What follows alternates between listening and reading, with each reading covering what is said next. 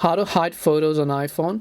Hi everyone, welcome back to our channel App Guide. In today's video, I will simply guide you on how you can hide photos on iPhone, so just make sure to watch this video till the end. In order to hide photos on iPhone, all you have to do is open the Photos app.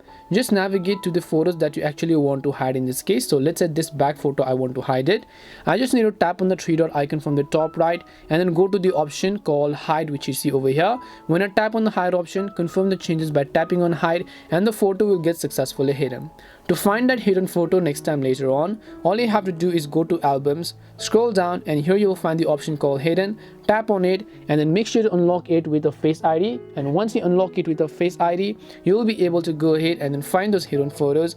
Now if you want, you can choose to unhide it by tapping the three dots over here, selecting the option called unhide, or else what you could also do is if you want to hide it even from the hidden section, which means you don't want to see this hidden tab over here, this is just a bonus tip for you. Just open up settings, and once you open up settings, go to the option called photos. In this case, once you select photos, all you have to do is turn off hidden album here, and you will not even see the hidden album section in the albums tab over here, as you can see.